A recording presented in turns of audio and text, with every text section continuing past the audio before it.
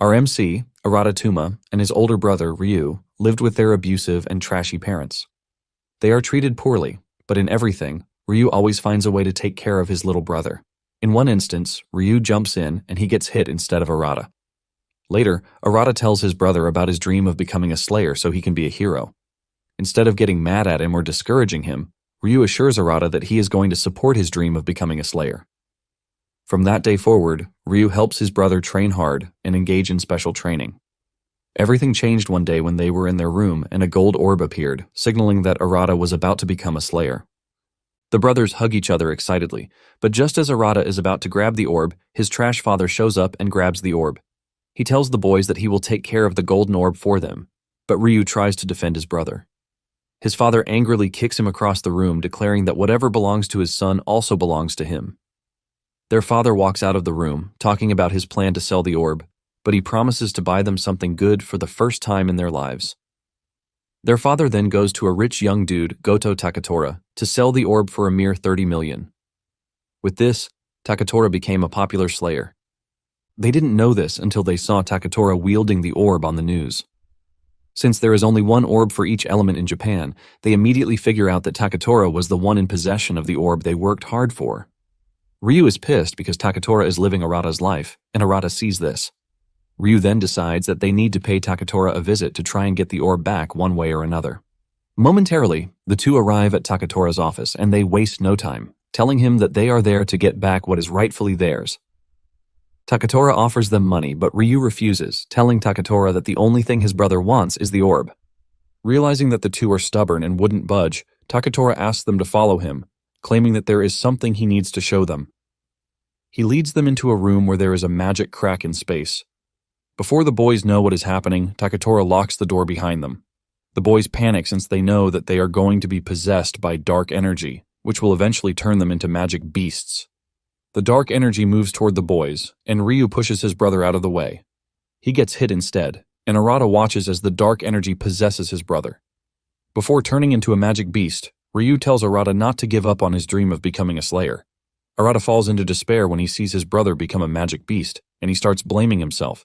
But suddenly, it dawns on him that he is not at fault. After all, those who selfishly took what belongs to him are to be blamed. Arata cannot believe his eyes when he sees an orb that he has so much wanted appear right before him. Without holding back, he stretches his hand toward the orb, and it merges with him, sending a wave of pain that comes with the transformation into his body. While shouting and trying to maintain his sanity, he sees a notification telling him that he has received the protection of the demon realm. In addition to this, he acquires some skills like the Blast Shadow Blade, the Blast Armor, and the Blast Flash. Meanwhile, Takatora is laughing and making fun of the two, and he talks about his plan to kill them to level up. Takatora boasts about his high status and the fact that the boys are nothing but peasants compared to him. To him, he has taken care of the problem, but little did he know that Arata was going through a tough transformation. When the pain finally subsides, it dawns on Arata that he might have absorbed the orb's power. He is still thinking about this when his already transformed brother comes charging at him. He almost crushes Arata, but Arata finds himself moving before the blow can even reach him. Arata realizes that he somehow dodged the blow instinctively, and his body even feels very light. He also notices that there is a status screen in front of him, showing his level, status number, skills, and even an HP bar. Since everything is new to him, he doesn't know if he has become a slayer or not. He is still thinking about all of these when his brother comes charging at him again. Arata screams at the top of his voice, trying to tell his brother not to be consumed by the power of the dark energy. Arata assures his brother that he is going to save him because it is finally his turn to do so. Arata refuses to move, and just as the beast is about to reach him, it suddenly stops. It lets off a frustrating scream before breaking the wall behind them and escaping through there. Arata is shocked to see this, and he realizes that there might still be some sense of his brother left in him because he just suddenly stopped attacking and ran away. It dawns on Arata that his brother will be killed by the Slayers if they find him.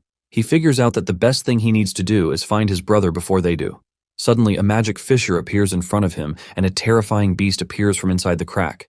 The beast doesn't hesitate as it tries to slash Arata and skewer him. Arata jumps backward, dodging the beast's punch, which leaves devastating destruction in its wake. Arata is still trying to get a read of the situation when the beast hits him with its tail. Arata is sent flying, and he crashes into the wall. Pain overwhelms his body with the realization that the beast is not to be toyed with. Arata concludes that he needs to defeat the beast fast so he can go after his brother. Just then, it dawns on him that he has acquired some skills, like the Blast Shadow Blade, the Blast Armor, and the Blast Flash, which are all still on level 1.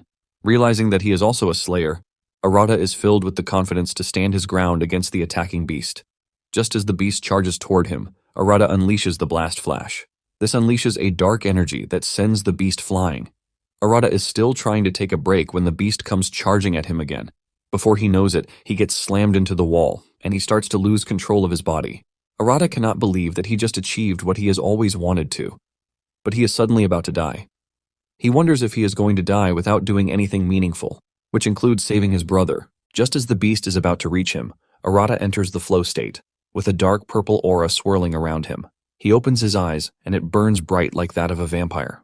Out of nowhere, the beast gets hit with several projectiles, causing it to scream in pain. Arata passes out, and when he opens his eyes, he sees the beast lying dead in front of him with several weapons sticking out of its body. Arata is shocked to see this as he starts to wonder if he really defeated the beast. He has no idea what just happened to him, and the system notifies him that he has reached level 3.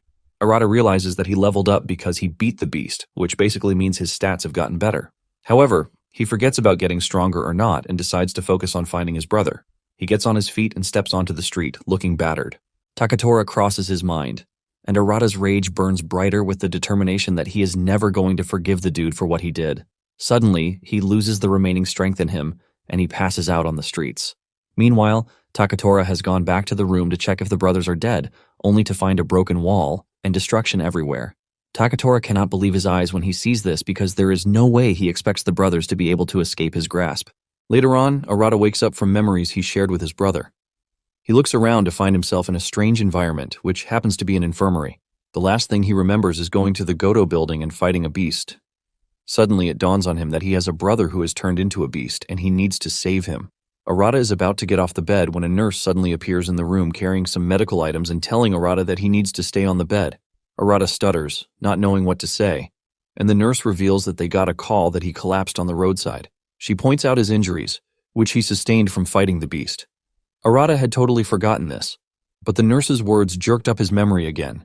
Arata then asks the nurse where he is, and the lady replies that he is in a Slayer relief station. The nurse adds that she is not new to things like this because rookie Slayers tend to overthink things in their first fight, which lands them in the hospital. Arata is surprised to find himself in a relief station, and he starts wondering who could have brought him there. The nurse then tells Arata to join a guild and get himself a Slayer badge. She is about to continue explaining the perks that come with joining a guild when Arata cuts her short, telling her that there is somewhere he needs to be. The nurse screams at him like his mummy, telling him that he can't be moving around just yet because he needs to rest. Arata then lies back on the bed, and the nurse soon leaves, urging him to wait for her. The moment the nurse leaves, Arata gets off the bed and walks to the door. At the door, he hears some dudes talking about the magic beast that appeared near the Goto building. Arata figures out that the beast they are talking about is his brother. He also hears them talking about how an unidentified Slayer is accompanying him. The dudes reveal that it is going to be a problem for them to handle the beast if it ends up entering a magic fissure. Arata immediately figures out that the guild is hunting his brother down, and it is not going to be long before they hunt him down and kill him. Arata immediately figures out that he needs to find his brother quickly. The nurse returns to the room only to see that Arata has disappeared via the window. Arata runs through the street with the worry that his brother is going to be sent to the afterlife. He remembers them talking about a magic fissure, and he figures out that his brother might be trapped in one. Since this is the case, Arata decides that he has to check out every possible magic fissure in the area. Suddenly, he hears an announcement on the phone telling him that a magic fissure has appeared in the Asagi area and civilians are advised to evacuate. Because of the timing, Arata decides to check it out. He reaches where the crack is and learns that it is of a low rank, the bronze rank. He realizes that a barrier has also been put around it, which means someone from the association has gotten there, but there is no presence of a Slayer yet. Since this is his first time entering a magic fissure, he is a bit nervous and scared, but he gets over this with the realization that he needs to save his brother. The moment he steps in, the system is notified that there is someone trying to clear the magic fissure. Arata is blown away when he sees what the inside of the fissure looks like. It looks like a desert, which is totally different from the outside world. Since he has no idea where his brother can be, he decides that he needs to go deeper. Suddenly, he gets a mission notification telling him to defeat the boss to clear the fissure. Since there's a boss in the fissure, he figures out that it will be in the deepest part of the fissure. However, he knows that he will encounter other beasts on the way, and the question of whether he can defeat them or not rings in his head. Momentarily, a level 3 beast appears in front of him. He remembers defeating a beast the day before, but he doesn't really know. Nonetheless, he figures out that he has no choice but to fight the beast. He taps into his skill list and whips out the Shadow Blade. Arata is glad that he is able to pull it off. The beast charges toward Arata, but he blocks the monster's bite with his shadow sword. Arata struggles against the beast as he grits his teeth, trying to gather his strength together. Arata ends up getting pushed backwards by the beast. Arata finally realizes what it means to go against monsters. He's been training with his brother, but this tells him that it barely makes a difference against monsters. Nonetheless, he pulls himself together and he blitzes the beast, cutting it into bits.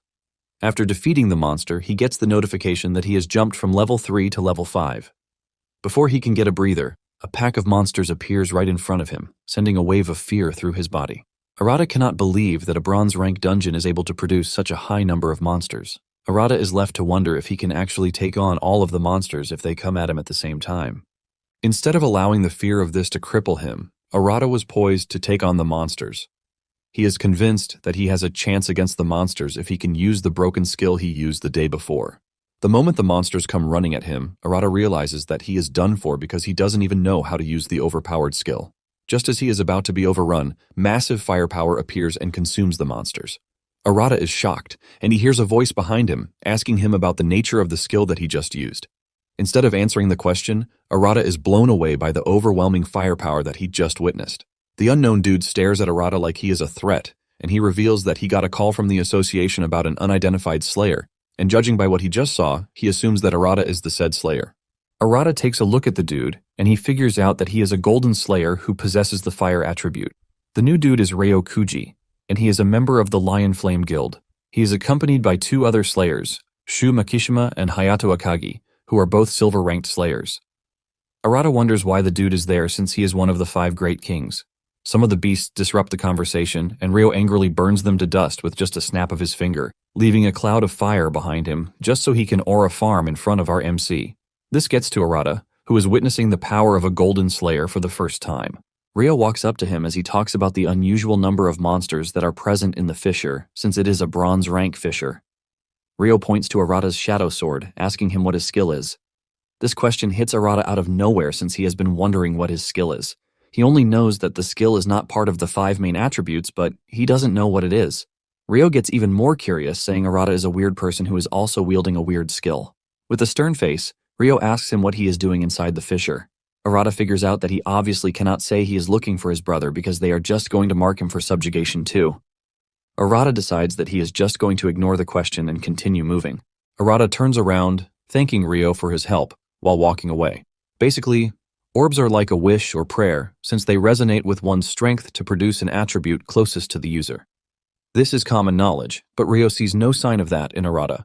Ryo then stops him, saying he has finally figured out that he is the irregular slayer that they are talking about. Arata stops to argue with Ryo, telling him that he has no idea what he means by an irregular slayer.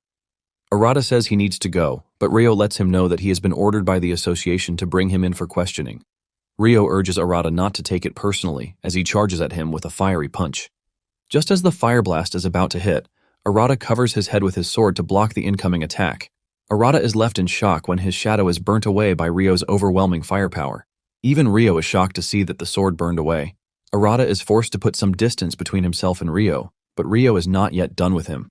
Ryo tells his subordinates not to interfere as he is starting to enjoy himself against Arata. The two acknowledge the order, but at the same time, they are scared they will be reduced to nothing if Ryo gets serious in his fight against Arata. Ryo doesn't waste time before releasing a new wave of fireballs at Arata. Arata realizes that he is in serious danger, and he runs behind a rock to hide from the impact of the fire.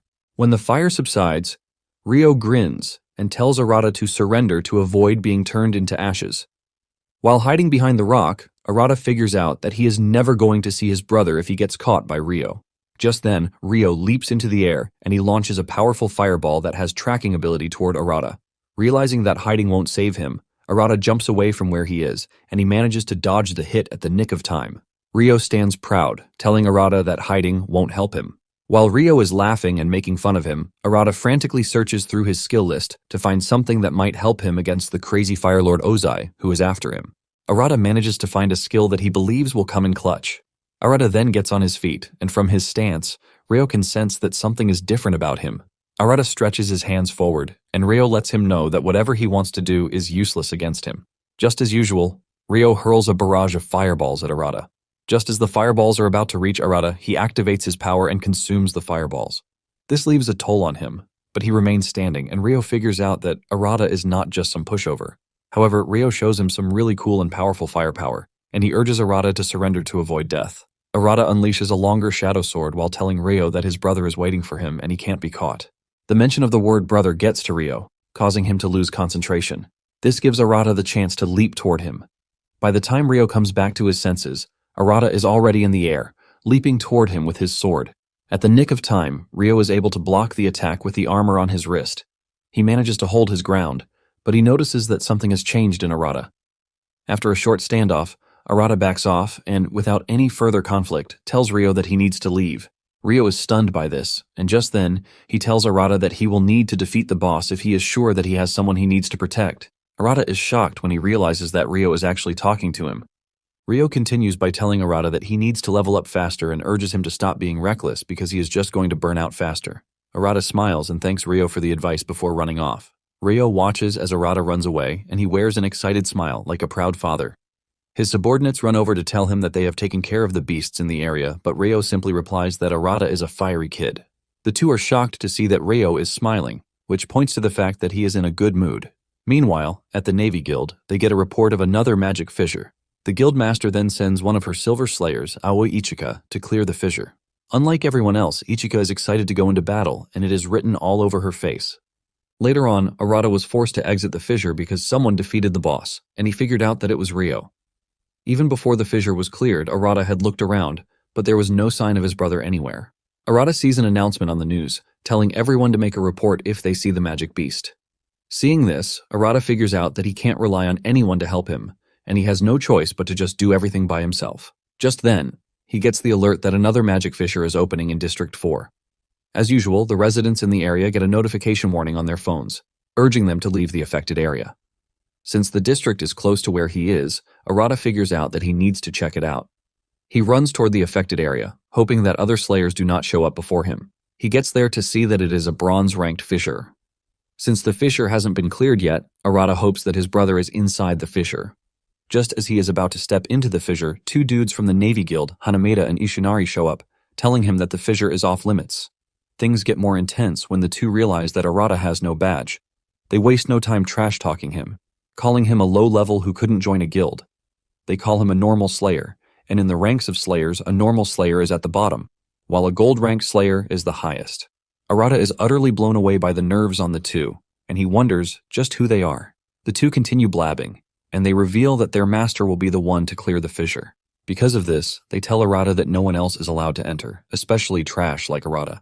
Arata is confused by what the two are talking about, and he lets them know that he has a reason why he needs to go into the fissure fast. The two tell Arata that they don't give a damn what Arata's reason is because they are not going to allow him to enter. They take it a step further when they attack Arata. Arata manages to move before he gets hit. He maintains a passive stance while telling the two that he is in a hurry. However, Arata finally decides to show them what pain is when he realizes that they are not going to back off. He arms himself with the Shadow Blade and dashes toward the two, ready to show them what pain really is. Suddenly, he realizes that he can't move his feet, and when he looks down, he is stuck by a mud trap set by the annoying dudes. Before he knows it, he starts sinking into the mud, and he soon learns that it is bottomless, and he is going to die if he doesn't find a way to get out. Arata can only stare at the two with no way to get out. Just then, they hear a voice from behind asking the two bullies what they are doing to Arata. They turn around, and the voice turns out to be Aoi Ichika. The two are shocked to see the lady, as she is not supposed to be there. Aoi wastes no time turning to Arata to save him, using her power. She lifts Arata out of the mud, using a water wave. Aoi then asks why slayers like themselves are fighting each other. Still struggling to catch his breath, Arata tells Aoi that Hanameda and Ishinari are preventing him from entering the fissure. Aoi has heard of slayers who enter fissures before proper investigations, so that they can conquer them themselves and take all the rewards for themselves. And looking at the two, she figures out that they are part of the said slayers. The two figure out that Aoi is going to be a problem, and they decide to stop her no matter what. They are confident that they can overpower her since she is just a support slayer. The two don't hesitate before unleashing their ice powers at her, but Aoi creates a barrier to protect herself and Arata. After deflecting the first wave, Aoi turns to Arata, telling him to fight the two while she supports him. Arata is shocked to hear this since he has never fought anyone before, but since they have no choice, he decides to do it. Aoi thanks him for his cooperation, and she unleashes one of her skills, Merlin Schnell. This immediately buffs Arata up, and he can sense the effect of the skill as it leaves his entire body light, different from before. Aoi assures him that fighting will be much easier than before, so he is free to take down the delinquents while she supports him with her skills. Arata gladly accepts, and he runs toward the two at a blinding speed. The two are shocked since Arata is now faster than before, and before they can react, Arata hits them with his Soot Slayer blade. With just a single strike, he takes them down. Arata doesn't feel any blowback on him, even after what he just did, and when he checks his stats, he realizes that they have shot up. Aoi screams at him, asking him if he slashed the two, but Arata lets her know that he only hit them with the back of his blade. Aoi is relieved to hear this, but she is not pleased that dudes from her guild are out embarrassing themselves. Arata notices the Water Slayer badge on her chest, and he figures out that she is also from Takatora's guild. The two finally get down to introductions, and Aoi admits that Arata is decently strong. Before the two can have any further conversation, they hear the two bullies get on their feet to run away. While running away, they mention the name of their said master, which turns out to be Takatora. This catches Arata's attention, and Aoi also gets interested. She reveals her plan to tell the guildmaster, Rei, about what Takatora is doing behind their backs. After the bullies are gone, Aoi reminds Arata that they need to clear the fissure. Arata is hesitant, but Aoi lets him know that the guild members will be arriving soon. However, she can still fight alongside him until then, since she has Rei's permission to clear the fissure. Arata is genuinely confused when he hears this. Aoi then tells him that it is better they team up because of the reports that lower-rank fissures have been displaying abnormal features. In addition to this, Aoi is a support slayer, and Arata remembers that Aoi's earlier buff was actually broken. He finally gets the chance to thank the lady, and Aoi asks him again if he is willing to clear the fissure with her. Since the offer is too good to pass up, Arata decides to agree to it. Excited by their latest cooperation, the two enter the fissure with the aim of clearing it. Upon entering the fissure, Arata is shocked to see that it is totally different from the last one. It is more like a cave with scary spots everywhere. Aoi lets him know that the insides of a fissure are a different dimension, which is why they don't usually know what kind of place it will be. Aoi suggests that they be careful, and Arata acknowledges this. As they walk further, Arata starts to realize that there is no sign of a magic beast, and in addition to this, his big brother is nowhere to be found. Arata wasn't expecting to easily see his brother, but since he has been blessed with the opportunity of entering the fissure with a silver-ranked slayer, he plans to learn how to properly fight while also leveling up. Momentarily, they run into a level 5 goblin that looks like it is hungry to use their blood as a cocktail. Arata remembers that he struggled with a goblin the day before, even though they are considered to be the weakest among the magic beasts. Without hesitation, Arata goes after the goblin and cleanly removes its head. Arata is still smiling about defeating the goblin when an entire army of them shows up. Fear grips Arata when he sees just how many of them there are. He wonders if he actually has what it takes to defeat the goblins. Just then, he is buffed up by Aoi, and this increases his stats as usual. Aoi smiles at him from behind, telling him to show the goblins who is the boss. Arata gladly follows Aoi's instructions as he cuts down the goblins without mercy. After defeating the goblin troops, he moves from level 5 to 6. Aoi commends him for the good work, telling him that it should be easy to handle bronze rank beasts with her around. Arata agrees with her, telling her that his body is surging with power, and Aoi boasts about this, telling Arata that she is called the linchpin of rear support in their guild. Suddenly, Arata senses an ominous presence behind them. He screams at Aoi, telling her that there is danger behind her. A goblin is reaching toward her, ready to slash her down, but Aoi's shield is able to block the attack. Aoi then turns around, and with anger written all over her, blasts the goblin away. Arata is blown away when he sees how Aoi is able to combine multiple skills in a matter of seconds, which just shows how experienced she is. In addition to being agile, she can also provide support to anyone with her. Aoi notices that Arata is lost in his thoughts, and she calls him out of his zone, reminding him that they need to keep moving.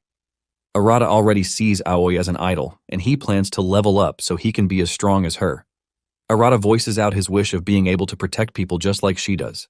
Aoi smiles, letting him know that his dream is good. However, she tells him that he will have to defeat the goblins that have surrounded them. This is when Arata realizes that they are in the midst of a goblin army. He wonders just how many goblins he has to fight, but he notices that Aoi is calmer than ice. Just like before, Aoi buffs him up, telling him to take down the goblins. Arata appreciates the support that he is getting from Aoi, and this provides a sense of determination inside him. He goes after the goblins, and he starts cutting them down without mercy. As he is relieving the goblins of their vital parts, he is also leveling up. In no time, Arata has taken down the entire army of goblins that was surrounding them. The notification then comes in, telling him that he has jumped from level 6 to level 10.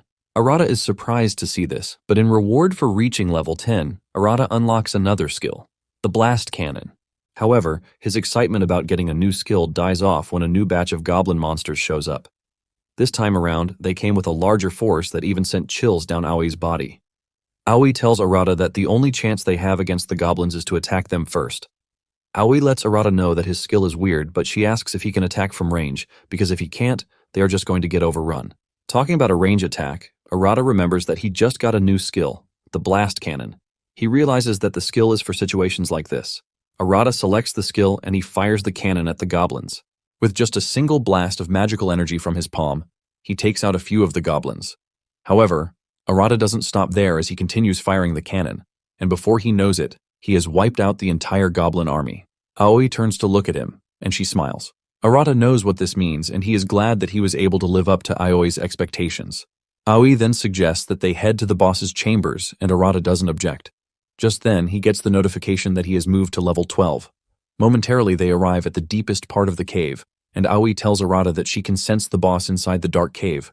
She urges Arata to be careful as they proceed further. Arata is nervous because it is his first time, but his duty to protect the girl with him is able to overcome his fear. They soon find the boss in its chambers, and it turns out to be a scary level 15 ogre.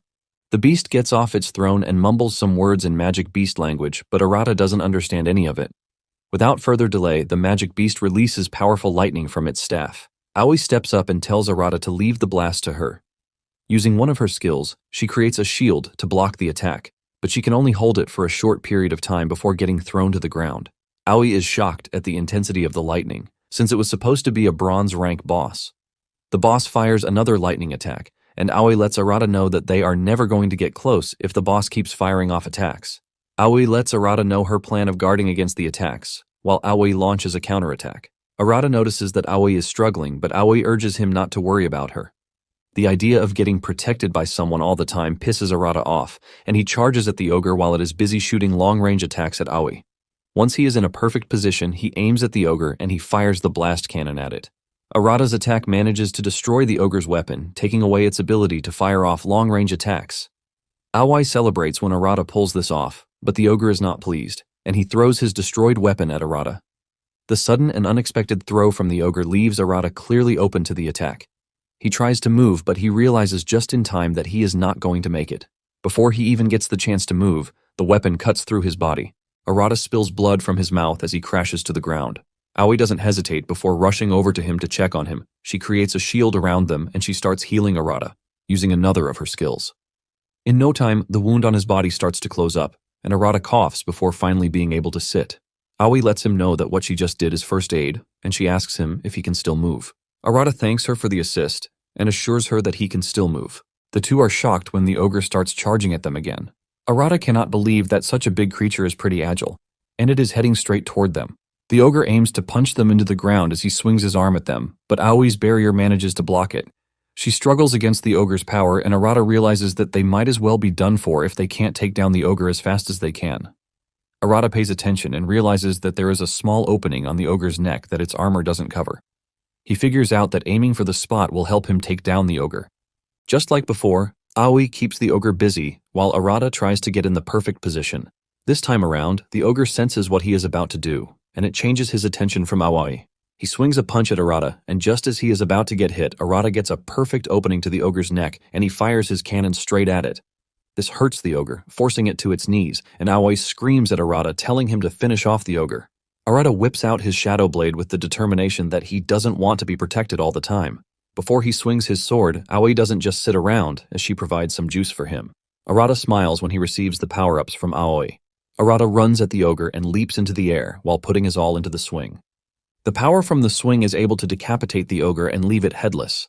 Blood spills everywhere as the ogre loses to our MC. Arata stares into the roof of the cave, and he gets the notification that he is leveled up once again. Aoi smiles as she rushes over to Arata while raising her hand for a high five. Arata is pleased and surprised at the same time, but he returns the gesture. Since the boss has been defeated, the fissure starts to collapse and the two run out before they become casualties in the fissure. The two barely make it out of the fissure before it disperses. Arata realizes that he didn't find his brother, but he manages to get stronger. He is thinking about this when he falls to his knees from exhaustion. Aoi notices that the dude is badly hurt, and she grabs his hand, telling him to follow her. Arata wonders if he is being dragged to the infirmary yet again. Instead of the infirmary, Aoi takes him to the Navy Guild building. She takes him to the waiting room and gives him some clothes that he can change into. She then steps out, telling Arata that she needs to make a report first. 15 minutes later, Arata wonders why the girl is taking so long. He decides to step outside the room to see what is happening. Just as he leaves the room,